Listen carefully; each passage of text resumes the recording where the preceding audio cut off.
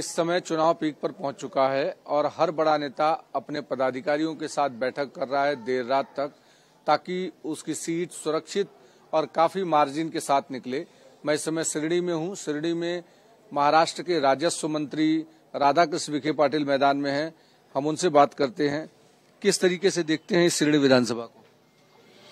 तो शिरडी विधानसभा के साथ मैं आपको आश्वासित करूंगा कि पूरे राज्य में महायुति सरकार वापस सत्ता में आ रही है और बड़े मार्जिन के साथ आ रही है। और इसमें शिरडी का जो विधानसभा क्षेत्र है, मैं समझता हूं कि सबसे ज्यादा लीड शिरडी की रहेगी महाराष्ट्र में, ऐसा मुझे विश्वास है। कार्यकर्ताओं में उत्साह देखकर तो कुछ ऐसा ही लग रहा है कि रात भर आपके पीछे पीछे कार्यकर्ता आपके साथ कंधे से कंधा मिला के चल रहे हैं। ऐसे कि एक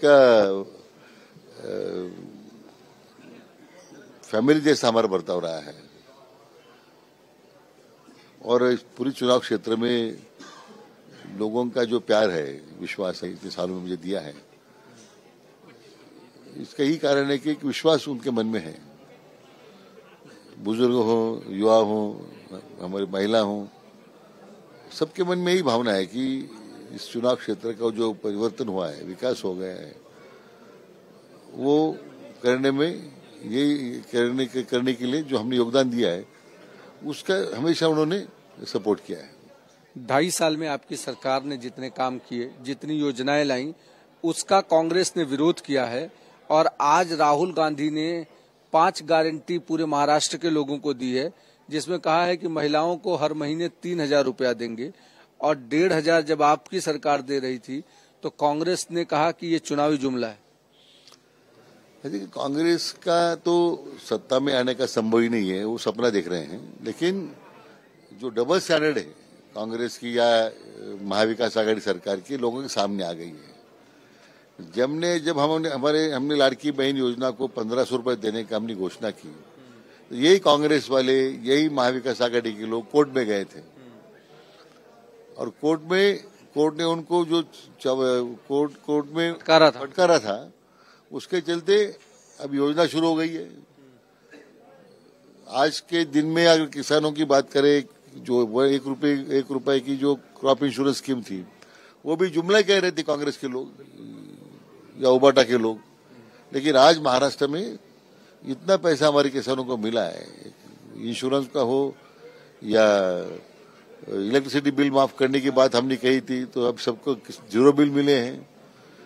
बाकी तो सोयाबीन है, कपास हमारे उत्पादक शेतकारी है, उनको भी काफी उसमें राहत मिली है। जो हमारे दूध उत्पादक हैं, उनको भी काफी पैसा मिला है। यानी सरकार की कमिटमेंट है। आदरणीय विश्व नेता मोदी साहब के नेतृत्व में, उनके मार्गदर्शन में हम राज्य में काम करते हैं। आज राहुल गांधी महाराष्ट्र में थे और जिस तरीके से उन्होंने नागपुर में मीडिया पर पाबंदी लगाई और कहा कि वो कवरेज नहीं करेंगे, हम उनको लिंक देंगे और संविधान की दुहाई दे रहे हैं, इसको आप कैसे देखते हैं? मुंबई में शरद पवार को छत्रपति शिवाजी महाराज की प्रतिमा दी जा रही थी, तो उनके पास पहुंचने के पहले ही वर्षा गायकवाड़ ने जो छत्रपति शिवाजी महाराज की मूर्ति थी उसको हटा दिया वहां से। इंडी के जो नेता लोग हैं, राहुल गांधी हो या शरद पवार हो, उनकी ये जो भूमिका रही है, देश के संविधान प्रति खाली लोगों को गुमराह करने की उन्होंने बात की लोकसभा में, लेकिन संविधान के शत्रु कौन है यह अभी लोगों के सामने आ गया है। जो नागपुर की घटना है या हमारी महाराष्ट्र की घटना हो, हमारी अस्मिता छत्रपति शिवाजी महाराज की प्रतिमा को भी लेके जिस तरह से उसका जो बर्ताव किया है लोगों ने, हम तो उसकी पूरा निंदा करते हैं, निषेध करते हैं। पवार साहब ने तो कभी मराठा आरक्षण के बारे में तो हमेशा विरोध किया है और आरक्षण हम दे ही नहीं सकते, ऐसा उनका बर्ताव रहा।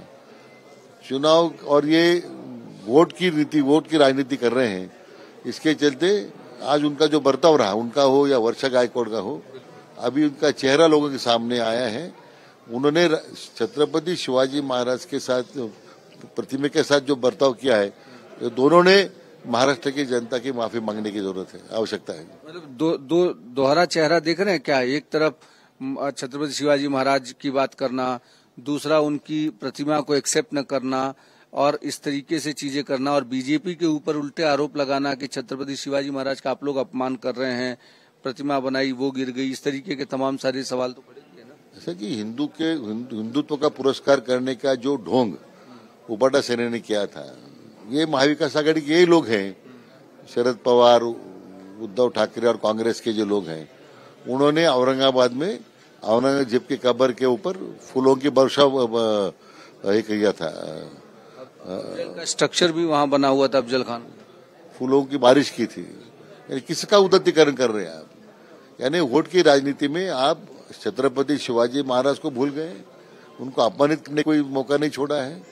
मैं समझता हूँ कि महाराष्ट्र की जनता इनको कभी माफ नहीं करेगी। शिरडी की जनता कितना आपके साथ रहेगी और कितने मार्जिन के साथ आपको फिर से विधानसभा भेजेगी? आपके रास्ते रोकने के लिए महाविकास आघाड़ी ने हर संभव कोशिश की। ऐसे ये तो पहली दफा नहीं हुआ है। ये मेरे सात चुनाव में मुझे चुनाव क्षेत्र के लोगों ने मेरे ऊपर विश्वास किया, मुझे प्यार किया है, और हर चुनाव में यही कोशिश रही सभी लोगों की कि मुझे घेरने की। लेकिन हमारी मतदार संख्या के लोगों के विश्वास के बलते विश्वास के ऊपर, और जो हमारी पूरी तमाम पार्टी की जो कार्यकर्ता है, महायुति के जो कार्यकर्ता है, उनके विश्वास के ऊपर, हमारे जो कार्यकर्ता उनका जो विश्वास है, तो मैं समझता हूं कि मैं तो नहीं कहना चाहिए, लेकिन लोग मुझे आके कह रहे कि इस समय महाराष्ट्र में सबसे ज्यादा मार्जिन से महायुति का उम्मीदवार शिरडी से जीतेगा, ऐसा उन्होंने मुझे विश्वास दिया है। प्रधानमंत्री कई बार शिरडी आके गए, आप जब से बीजेपी में आए, सरकार में आए, शिरडी का कितना बदलाव, कितना कायाकल्प देख रहे हैं? प्रधानमंत्री ने कई सारी योजनाएं यहाँ लागू की, कई एयरपोर्ट को लेकर के वो काफी ज्यादा सजग रहे, उन्होंने एयरपोर्ट शुरू किया, तमाम सारी, और अब तो एयरपोर्ट के नए टर्मिनल को लेकर के भी उन्होंने किया है। शिरडी का जो चेहरा बदल रहा है, साईं बाबा की पावन भूमि में बाबा का आशीर्वाद से, मैं समझता हूँ कि अगले 5 साल में शिरडी एक देश के नक्शे पर, यानी it will be one of the best smart cities in this country, ऐसा मैं आपको ऐसा मेरा मानना है। संविधान खतरे में है क्या? संविधान खतरे में नहीं है, या घटना भी खतरे में नहीं है, ये महाविकास आघाड़ी के लोग खतरे में हैं। बिल्कुल, जिस तरीके से राधा कृष्ण विखे पाटिल कह रहे हैं कि संविधान खतरे में नहीं है, बल्कि महाविकास आघाड़ी के लोग खतरे में हैं। वीडियो जर्नलिस्ट बाल्किस के साथ अभिषेक पांडे, भारत एक्सप्रेस, शिरडी। मैं इस समय साईं बाबा की नगरी शिरडी में हूँ। शिरडी में इस समय चुनावी माहौल तेज है, क्योंकि यहाँ पर महाराष्ट्र के राजस्व मंत्री राधा कृष्ण विखे पाटिल की सीट दांव पर लगी हुई है।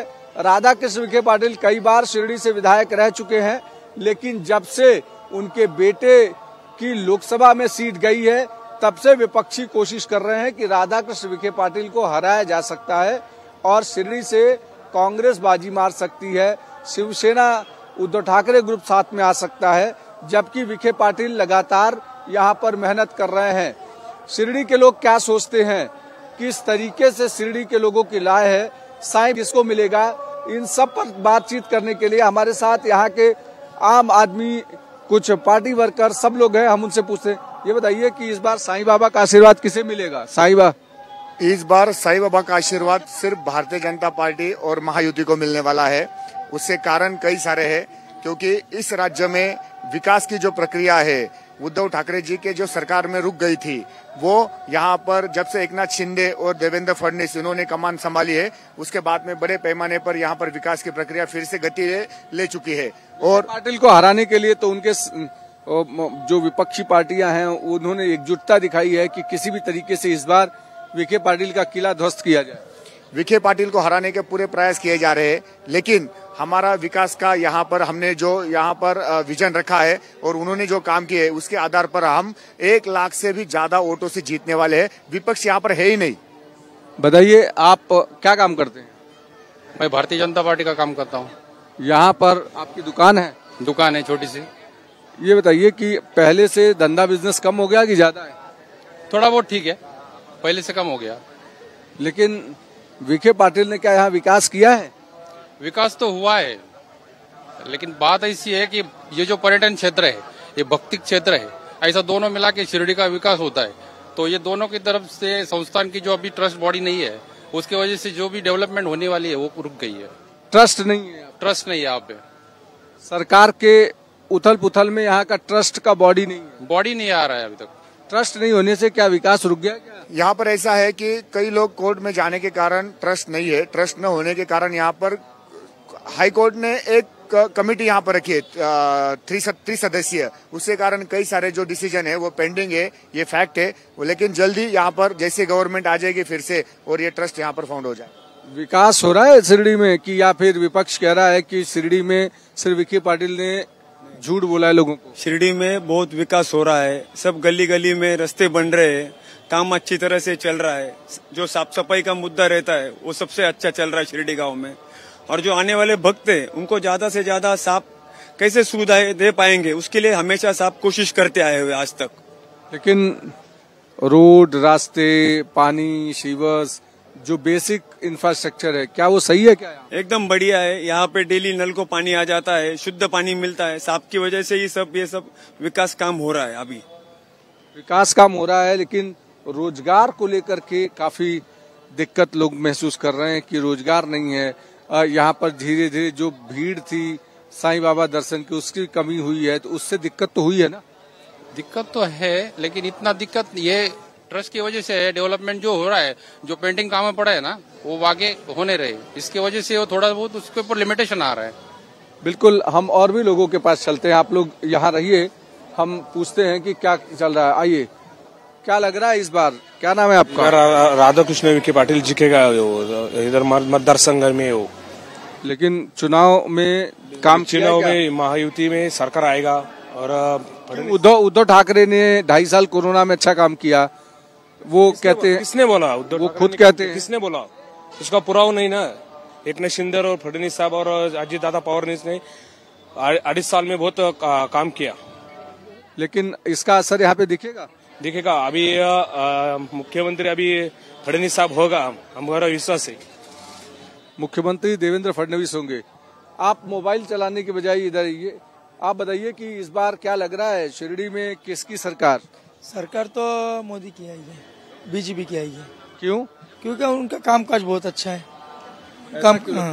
हर उनका कामकाज अच्छा है, हर जगह उनका काम नाम भी चलता है, सब कुछ चलता है। और विरोधक तो बहुत होते हैं, विरोधक कुछ बोलना, उनको बोलने के लिए कुछ रहता है नहीं, तो उनके नाम को कुछ ना कुछ वाई बार बोलते रहे खराब चीज। सरकार को लेकर के बोलते हैं कि सरकार में करप्शन बढ़ा है।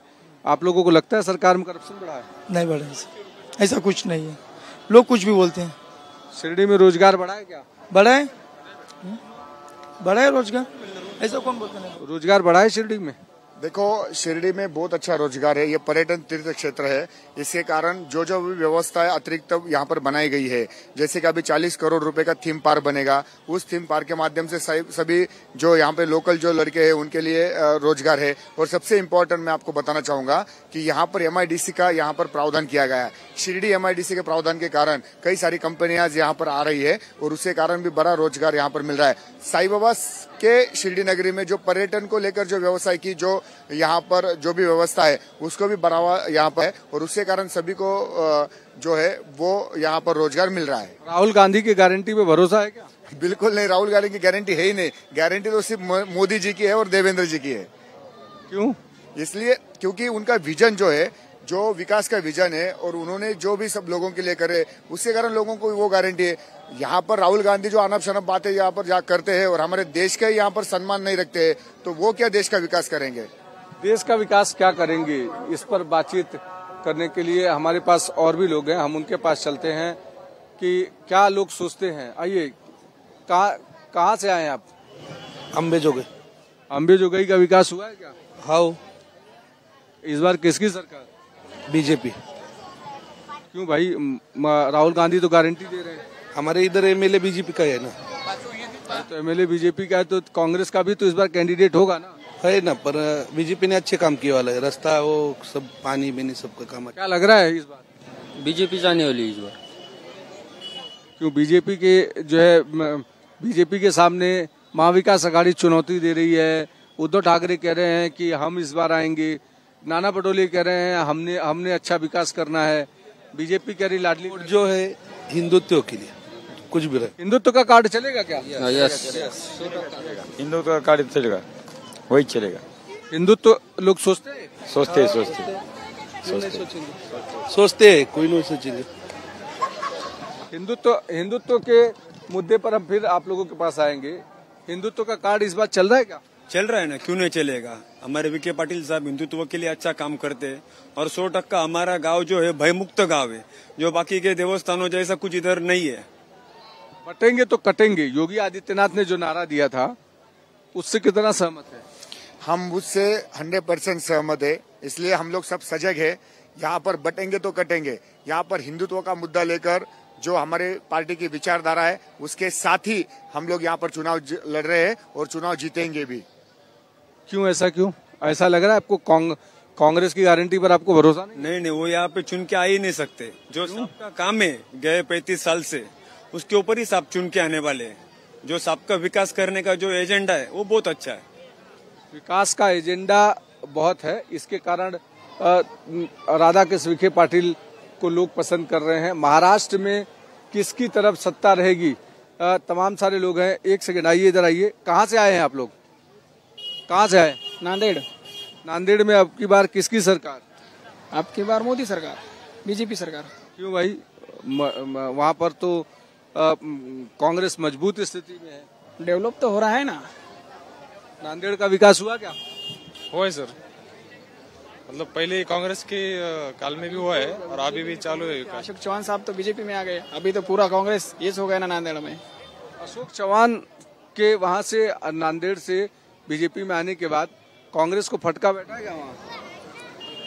वहाँ दिक्कत हुआ है। इस बार क्या वोट देने जाओगे? नहीं, अभी इस बार वोटिंग नहीं होगी। वोटिंग होगी तो सिर्फ जरंगी पाटिल के लिए होगी। बिल्कुल। तो इस बार किसकी तरफ, ये बताइए कि इस बार क्या लग रहा है आपको कि जो लाडली बहना योजना, कहाँ से आ रहे हैं आप लोग? पालघर डिस्ट्रिक्ट। लाडली बहना का लाभ मिला क्या? हाँ, मिल गया ना। काही पैसे भेटले का तुम्हाला लाडली बहना? हो। किती पैसे भेटले? 7,500. तिकडे लोकांना भेटले पैसे की फक्त तुम्हाला? नाही भेटले ना बाकीच्या लोकांना। सबको मिल रहा पैसे? सबको पैसे। लाडली बहना का कितना लोगों में रिस्पांस है? देखिए, लाडली बहना का बहुत ही बड़ा रिस्पांस है, क्योंकि हम लोगों ने जो 1,500 पर मंथ लोगों को दिए हैं उसका बड़ा इम्पैक्ट हुआ है। और सभी जो हमारे बहनें थी उनको बहुत ही उसके कारण जो है वो मदद मिली है, उसके कारण उनका व्यवसाय भी बढ़ गया है। और सबसे इम्पोर्टेंट है कि अभी हमारा जो यहाँ पर चुनाव का जो धोरण आया है उसमें हम लोगों ने 2100 रुपए या 2500 रुपए देने का यहाँ पर प्रावधान किया है। कल ही अनाउंस किया है 2100 रुपए देंगे। और मुझे विश्वास है कि ये पैसों के कारण जो हमारी बहनें हैं उनको बहुत सारी मदद हो जाएगी। लाडली बहना का लाभ मिल रहा है क्या? कहाँ से आ रहे हो? नासिक से। नासिक में लाडली बहना योजना का लाभ मिल रहा है लोगों को? फिर मिल रहा है। इस बार नासिक के लोग क्या बोलते हैं, किसको वोट करेंगे? अजीत पवार को। क्यों? तो उन्होंने बहुत सारा महिलाओं को सपोर्ट किया है और उससे बहुत ही चीजें की है। तो आपको लगता है कि उद्धव ठाकरे सपोर्ट नहीं कर रहे? कर रहे, पर अजीत पवार ने ज्यादा ही किया है ये टाइम। अजीत पवार ने ज्यादा सपोर्ट किया? हाँ, अजीत पवार ने ज्यादा सपोर्ट किया। क्या लगा इस बार वोट करने जाओगे? कहाँ के हो तुम? हम तो उत्तर प्रदेश के। यहाँ आए तो विकास दिखा क्या तुमको कुछ? उत्तर प्रदेश से अच्छा लगा कि नहीं? क्योंकि शिरडी तो टूरिस्ट प्लेस भी है, थोड़ी भावना तो यहाँ पे तो जो विकास है हम तो पिछले 10 वर्षों से देख रहे हैं, क्योंकि हम प्रतिवर्ष आते हैं, तो विकास तो काफी हुआ है और तो हाँ खुश हैं। तुम्ही कुठून आले? तेलुगु। हाँ, प्रकाश। वहाँ से यहाँ तक आए तो विकास दिखा क्या आपको? हाँ, अच्छा है। मगध। कहाँ से आए काका आप? हम बिहार से, गुजरात से जब इधर एंट्री किए तो महाराष्ट्र में विकास हुआ है क्या? यहाँ का विकास अच्छा है। विकास अच्छा है शिरडी का? हाँ, शिरडी का विकास अच्छा है। तमाम सारे लोग हैं। ये बताइए कि सरकार कह रही 2100 रुपया देंगे, राहुल गांधी या कांग्रेस पहले इस योजना को बंद कराने जा रही थी कि लाडली बहना चुनाव के लिए है।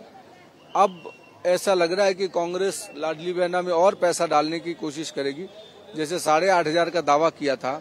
अगर वैसा कुछ हो जाता है कि कांग्रेस सरकार आने के बाद कुछ नया इस तरीके का कॉन्सेप्ट लाती है, तो जनता तब भरोसा करेगी या विखे पाटिल को चुन के? देखिए, कांग्रेस पे लोगों को भरोसा नहीं है, राहुल गांधी की कोई गारंटी नहीं है, इसलिए लोगों को पूरा जो भरोसा है वो भारतीय जनता पार्टी पे है, महायुति पे है, राधाकृष्ण विखे पर जी है, देवेंद्र फडणवीस पर है, एकनाथ शिंदे पर है, अजित पवार पर लोगों को विश्वास है। इसलिए उसी विश्वास के साथ लोग उनको जिताने जा रहे हैं। आप सब सर्वे भी दे सकते हैं, लोगों को ओपिनियन भी दे सकते हैं, सबको वही चाहिए, महायुति सरकार चाहिए और यहाँ पर हमारा ही मुख्यमंत्री बने, ये सबका प्रयास रह रहा है। इसलिए इस चुनाव क्षेत्र से राधाकृष्ण विखे पाटिल 1 लाख वोटों से भी ज्यादा यहाँ पर मतों से जीतकर आने वाले हैं। और यहाँ पर हमारी इच्छा है कि आप भारतीय जनता पार्टी का कार्यकर्ता करके कि इस महाराष्ट्र का मुख्यमंत्री जो है वो देवेंद्र फडणवीस बन जाए, ये हमारी इच्छा है। देखिए, ये शिरडी के जनता जो कह रही है कि यहाँ पर स्थानीय विकास हुआ है, कई सारे अलग अलग मुद्दे रहे हैं। यहाँ बाहर से भी लोग जो आए हैं उनसे भी मुलाकात हुई, उनसे भी पूछा, हमने जानने की कोशिश की कि आखिर शिरडी में इस बार विकास के आधार पर वोट होगा या उद्धव ठाकरे जिस तरीके से कह रहे हैं इन सारे मुद्दों पर वोट होगा। शिरडी और आसपास के लोगों से हमने जानने की कोशिश की कि महाराष्ट्र के लोग इस बार चुनाव के लिए क्या सोचते हैं, कौन से मुद्दे लेकर के चुनाव में जाएंगे और अपने मताधिकार का उपयोग करेंगे। आगे किसी और विधानसभा से हम इस तरीके की चर्चा करेंगे। तब तक आप देखते रहिए भारत एक्सप्रेस।